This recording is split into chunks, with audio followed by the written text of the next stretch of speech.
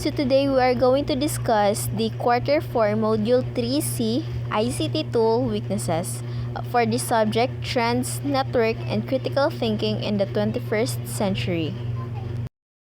Good day, everyone. This is Divine Grace E. Canlam, and now we will talk about the disadvantages of technology. But now we will focus in the disadvantages. Narito ang isa sa disadvantages sa technology is dili naga-effort ang tao sa pag-solve sa basic mathematics kay gadito ra sila adto sa calculator para ma-solve na ang specific na gusto nila ipa-solve, and which is not good kay dili naga-effort ang tao, dili na siya gagamit sa iyang utok jud kay didto na lang siya sa calculator. And also dili lang sa calculator ang nay disadvantages nga inig sa abot sa technology, isa na is paggamit sa AI. So ang AI part na siya sa kuan mga website, online. Pero nakuan siya sa technology. Isa na is um, maski siguro own opinion ga i-search siya kana wala na dili na siya gasalig sa iyang kaugalingon na utok para sa specific na tao, mas mas powerful ang technology kaysa sa iya. Kana siya nga mga disadvantages I know nga niagi ta na tanan, nagamit ta tanan. So that's all. Thank you. General benefits of ICT usage in teaching and learning. One of the popular tools which is commonly adapted in the teaching of reading and writing is the use of blogs. Blogging offers a real-world digital medium for communication. It is multidimensional in that it does not just offer a container for writing but has the possibility for multiple audiences and access points. In the research conducted on the effectiveness of using the online writing approach in teaching writing by Kelly and Safford in 2009, drew upon data from a research project undertaken by studying learners in 6 classrooms within 2 years during the 2006 World Cup to analyze how children used complex sentence structures in their writing on a football weblog. They explored how the confluence of a temporary, popular, and global event and an online forum for communication created a moment of linguistic empowerment where pupils began to use high-level forms of language. This research shows positive finding in terms of the students' interest in presenting ideas and responding to their classmates' ideas by commenting on blogs. Online blogs allow students to get feedback from more than one person, and this type of peer feedback may be more effective than traditional self-editing. That is according to Holder in 2006. It gives the implication towards the positive interactivity for the teaching and learning of sentence grammar by using blogs in the teaching of writing. Aside from the general benefits of the ICT usage in teaching and learning, it also has risks and challenges. Distance learning will reinforce teaching and learning approaches that we know do not work well.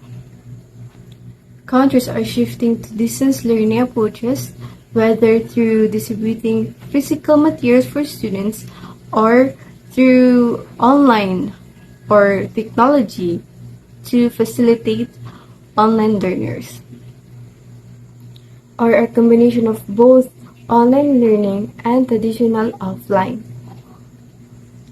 And there are very risks because many of those approaches can be very solitary and adopted when you're just asking your student to sit and quietly watch videos, read documents online, and click through presentations.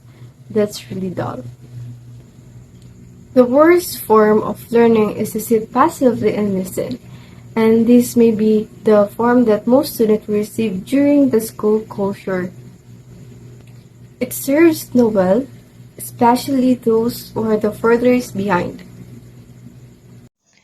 Educators will be unsupported in performing their jobs well. Teachers had title or notice about their school closing and shifting to online learning. This can be challenging for anybody their shared that they are overwhelmed with also short of materials and product. And we are seeing educators begin to push back and request help filtering through all the resources to find those that are quality. At the same time, teachers are just like the rest of us in that they are experiencing this struggles new world as a mother, father, aunt, uncle, and grandparents. They are trying to deal with their individuals' lives and take care of their kids and kinds new ways to make sure that learning continuously. So educators are facing challenges during the transition of online learning due to lack of support, overwhelming materials, and personal responsibilities. They are struggles to filter through high quality resources and balance their professionals and personal lives while also trying to ensure learning continues for their student. The unprecedented situation is demanding and complex for educators. Moving to online learning in a how environment can make it challenging to safeguard children from potential threats. In traditional school settings, there are established safeguards measures to protect children from predators. However, in the online learning environment at home, it becomes more difficult to monitor and control access. Designing online learning platforms must consider this risk to prevent individuals with malicious intent such as pedophiles from reaching children outside the school settings. It emphasizes the importance of maintaining safety measures and digital meaning to protect children during remote learning. This crisis will help us come together across boundaries. We would be remiss if we take away a greater sense of empathy for each other. The idea that we can work through anything together from this crisis is an opportunity for education sector for unite, for connections across countries and continents, and truly share what works in a global way. Prior to the crisis, we've been able to well, and we will miss a big opportunity if we don't try to do it now. Finally, as most technological discoveries aims to reduce human effort, it would imply that more work is done by machines. This equates to less work for people. The human is becoming ever so obsolete by the day as day processes. The COVID 19 pandemic situation has posed unprecedented challenges, requiring teachers to adapt to teaching online. Until March 2020, the typical teaching situation at school was characterized by students who convened in classrooms, according to their timetables, and teachers who covered their subject standard content, frequently through formal lecturing. Students were required to listen to their teachers, work individually or in groups, and predominantly reproduce knowledge in assessments. The school lockdown confronted teachers, students, and parents with an entirely new situation. Continued teaching and learning was only possible through an alternative means of schooling. Teachers had to change online teaching, requiring them to use various digital tools and resources to solve problems and implement new approaches to teaching and learning. Beyond instructional goals, teachers were also required to maintain contact with their students to account for the social integration of their learning groups. ICT transformation process in educational systems. The ICT transformation and communication technology transformation in education involves integrating technology into teaching and learning processes.